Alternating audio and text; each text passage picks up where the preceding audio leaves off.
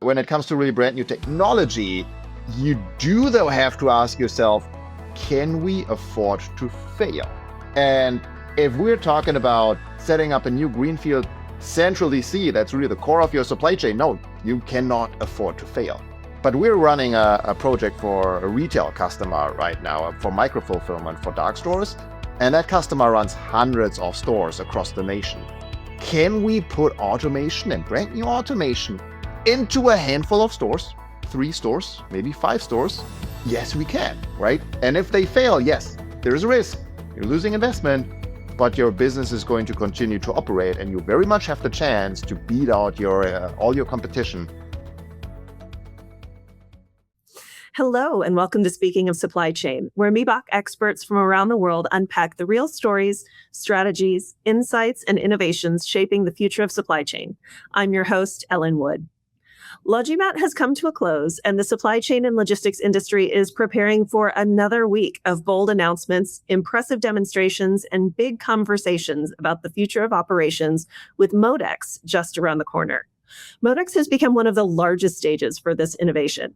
Every 2 years, thousands of supply chain leaders walk the floor in Atlanta to see the latest developments in automation, robotics, AI, and warehouse technology. But as exciting as the technology can be, the real challenge for many organizations isn't discovering innovation, it's figuring out what actually works. What technologies are ready for real-world operations? What solutions will scale? And how do leaders translate all of this innovation into meaningful operational improvement? To explore those questions and to talk about how Miebach is helping attendees navigate the show floor this year, I'm joined today by 2 of my colleagues you'll get to see at MODEX, Bastian Himmeroeder and Jack Wagner. Gentlemen, welcome. Hey, Alan. Thanks for having us on. Hey, Alan. I think we have a lot of questions coming up. So we're all excited for MODEX, obviously. There's a lot happening. What trends are the 2 of you watching most closely?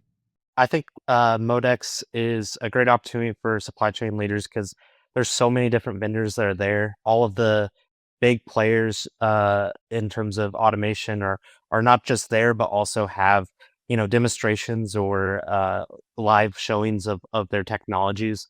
So it's a great opportunity to be able to actually see the solutions in person and be able to not only talk to the suppliers, but also see them side by side and be able to recognize some of the differences. And I think also the great thing about MODEX is it's not just like the big players, but there's also so many smaller booths that are emerging companies or smaller technologies that are more specific in terms of solutions. So like AI solutions or modeling or things like that you can really branch out and go and find a ton of new technologies that can benefit your supply chain. Yeah, with over 1,000 exhibitors on the show floor, you can find those super, super niche suppliers and vendors that are going to have very specific technologies for different solutions. I can also see that for many companies, maybe retailers very specifically, this is extra value this year because many of them are just coming up to a new investment cycle. We have a ton of companies out there, and including a lot of our customers, who went through a heavy investment cycle that was forced upon them during COVID, right? Everybody needed to really boost up their e-com capabilities, go into true omni-channel capabilities. And so when we got into 2023, 2024, 2025, people were pretty good with their supply chain setups and were kind of like improving on what they build up on.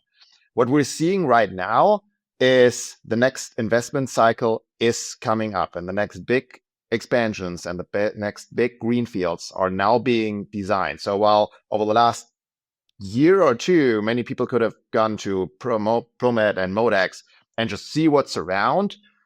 This year, for many of them, it's more to really see what they will be installing next year and the year after it.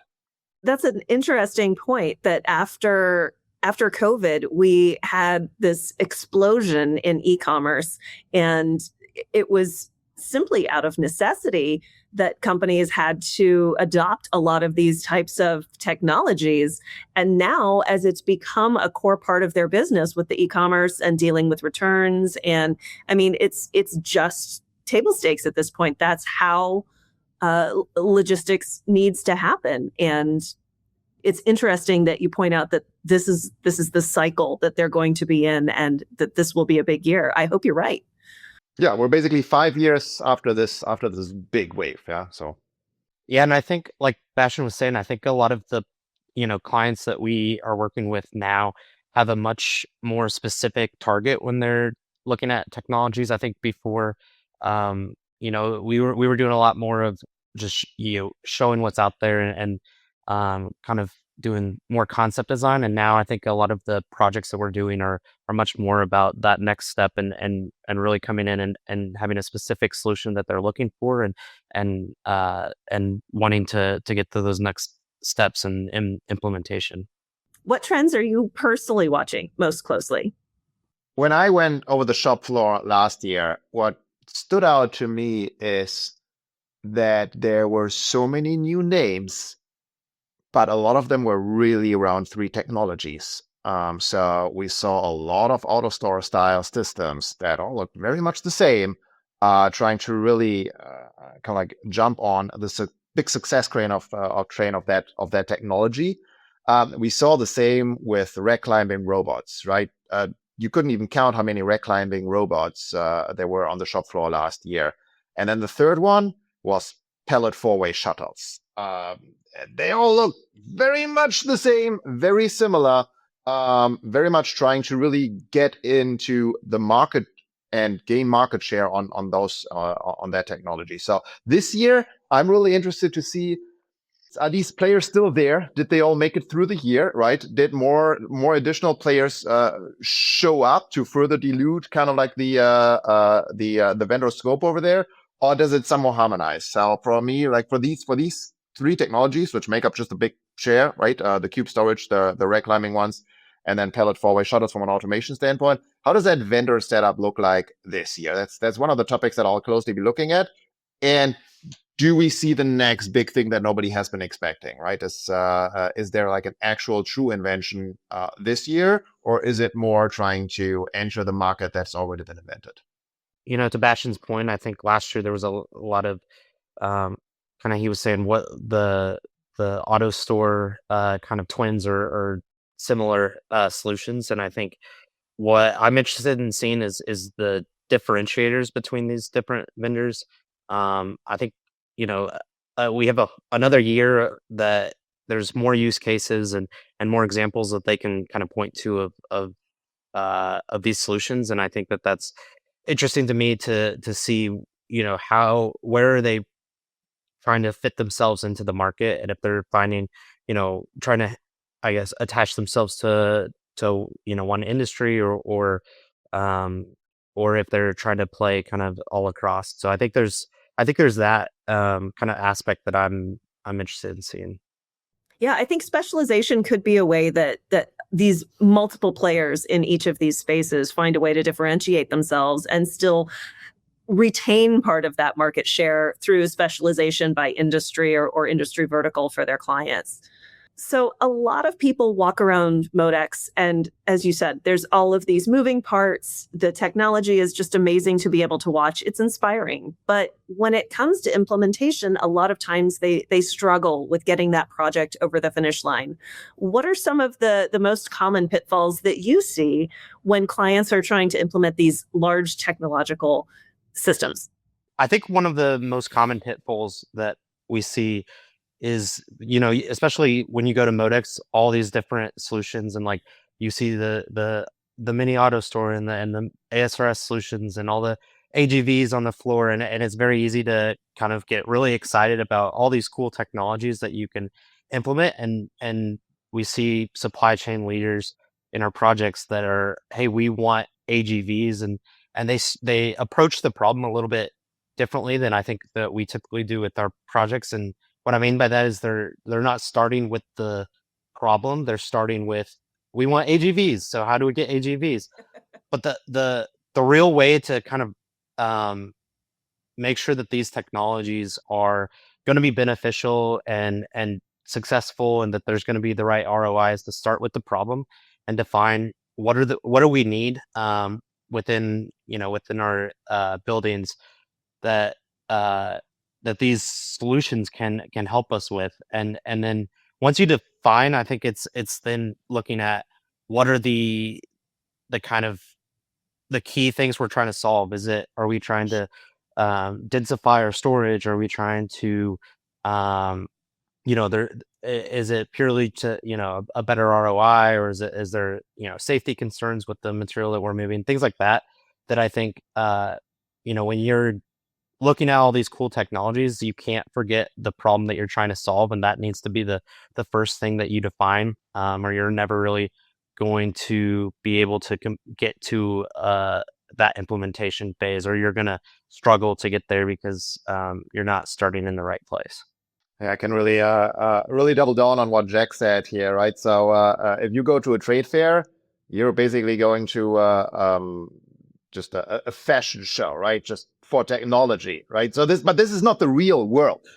What you see over there looks great, looks very shiny. It's the same as when you're going to YouTube and see those things, right? Everything looks really great, but you're in an extremely controlled environment.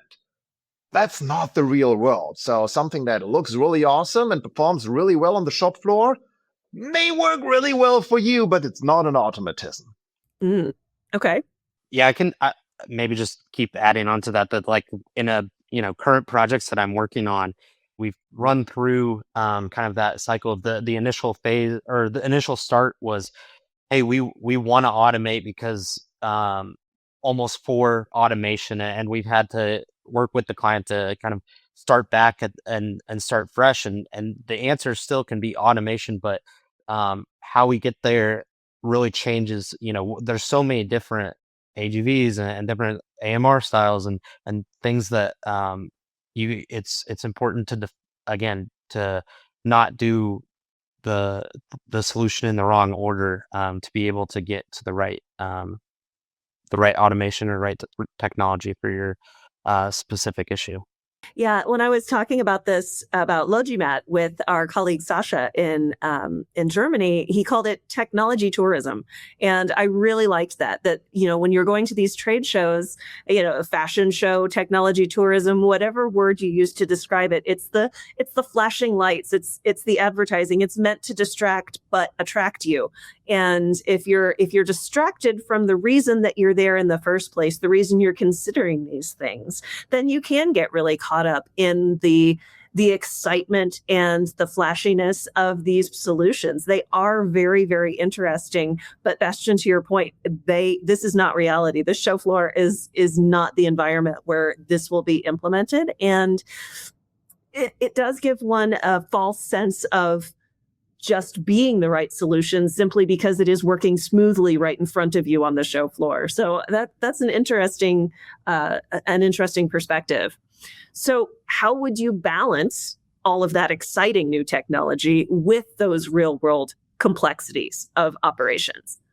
I think it's approaching with understanding what it is that you're ultimately trying to solve. I think it's coming in knowing the kind of the parameters and some of the key information for what you're looking for, so that when you get into the show floor, you can have the right questions to ask these different vendors and be able to differentiate between the people you're talking to there. I think that there's a lot of requirements that we see with clients when you're trying to do an automation project that can kind of bog down or slow the start of these initial phases when it comes to having the right data and things like that. I think understanding what needs to be done to even define what the technology is going to be is important, especially if it comes to really brand new technology. A lot of customers out there are already somewhat careful, right? And many of our customers are telling us, whatever we're building in, we do not want to be the guinea pig. We want to see several references in this market, in our industry. And you do have to balance this a little bit, right? Because if you're going too conservative, no new technology would ever be invented because nobody would ever want to be the first. And B, you also want to make sure that your competitors are not running away from you. That is the real risk. Now, when it comes to really brand new technology, you do, though, have to ask yourself, can we afford to fail? And if we're talking about, setting up a new greenfield central DC, that's really the core of your supply chain. No, you cannot afford to fail. But we're running a project for a retail customer right now for micro-fulfillment for dark stores. And that customer runs hundreds of stores across the nation. Can we put automation and brand new automation into a handful of stores, 3 stores, maybe 5 stores? Yes, we can, right? And if they fail, yes, there's a risk. You're losing investment, but your business is going to continue to operate, and you very much have the chance to beat out all your competition with something very exciting and customer attracting. So just balance out, where do you want to be on the leading edge or bleeding edge with brand new stuff that's coming out? And if you do feel like you're ready to take that risk, make sure it's a risk that you can control. Do it in a small portion of your supply chain, or do it in a lab, right? If you can afford to have one in a small and scaled and controlled environment before you actually roll it out.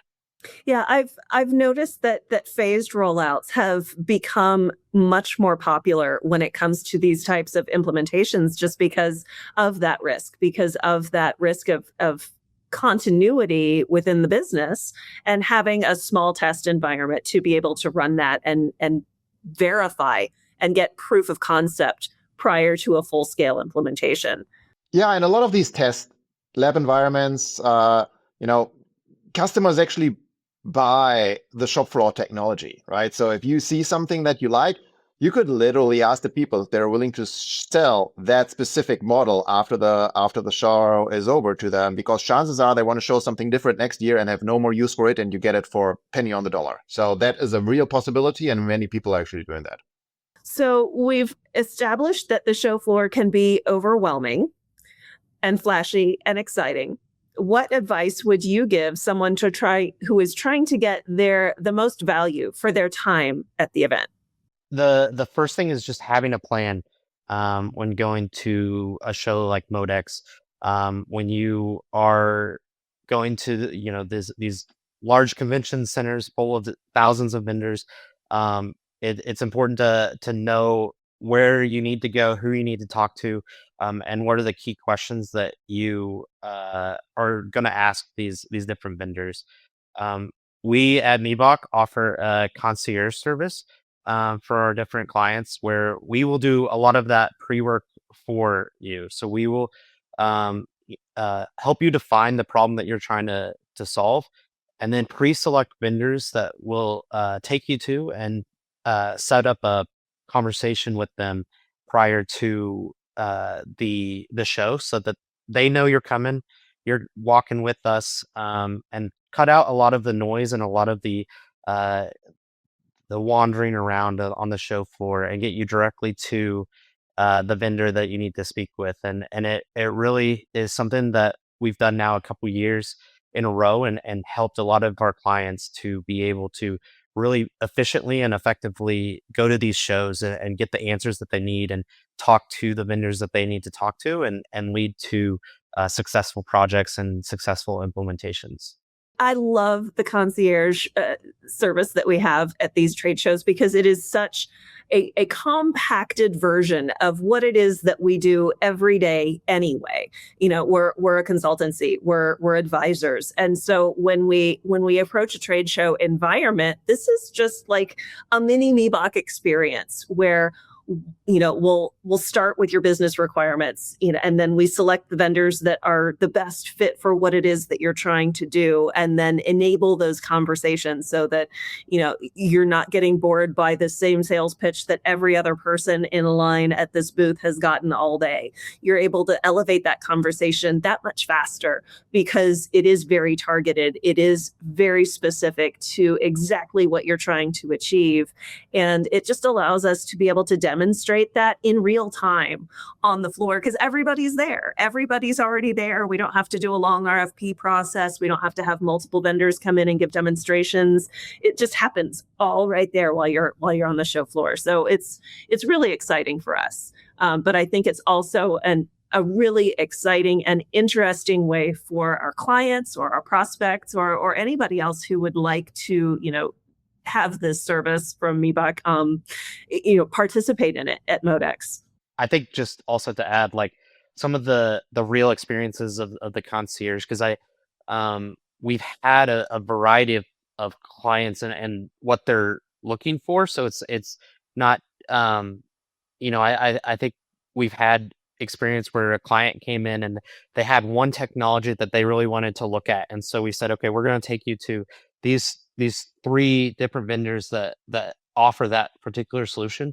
But we also know that this other type of solution can solve your problem as well. So we've got 2 other ones that we want to take you to. Well, we started with one of the ones that they had pre-selected, and then we went to one of the ones that we had kind of recommended, and they said, don't take us to the old solution. We want to just see what you guys have to recommend, because we weren't even aware that this is a technology or an automation that's out there. So that's one use case. But also another use case for the concierge is someone that's coming in and saying, hey, I don't know what automation, it's brand new. We're a very manual solution so far, but we want to do these, take that next step in our supply chain. Show us the big players, let us have those conversations so we can ask the questions, because we just don't know. So we've had that experience as well. I think that, the concierge is meant to be a way to cut out or make it very direct for you to talk to the right person on this show. And whether it's a one solution or you just want to see what's out there, I think that we have that capability to make that happen for our clients. What would be the one takeaway you hope supply chain leaders leave with after experiencing this concierge service and the show overall? I think the biggest takeaway is that the clients that experience the concierge are going to feel that they've had a successful MODEX if it was efficient and they got the answers that they needed, and they didn't waste time talking to the initial person at the front of the booth that's just trying to get your information, scan your tag. But they had the real conversations that led to immediate results for them, that they can take their projects or to that next step very quickly. So I think, if the big message is efficiency, and I guess that is the big message, is efficient show, that you got the information you needed and were able to leave with the answers. I think, perhaps beyond efficiency, it's just, was this show successful because you found what you were looking for? If you wandered the floor for 4 days or even just 2 days and looking around, there's 3 different halls at MODEX this year. So if you didn't find what you're looking for, then that feels like a wasted effort. So I agree. Bastian, what do you think? What do you hope supply chain leaders will leave with after experiencing MODEX in all its grandeur? Yeah, same thing, right? And you really got to be prepared, right? If you have an actual product, if you have nothing going on and you just want to see fancy things, cool.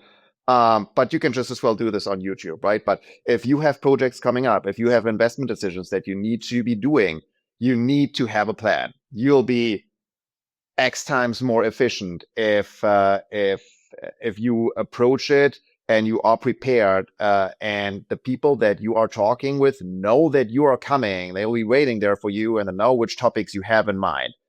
that's the right way to approach a trade fair if you actually have stuff that you need to get out of it. All that said, we certainly want to encourage our listeners to attend MODEX. It remains one of the most important industry events for seeing where supply chain technology is heading.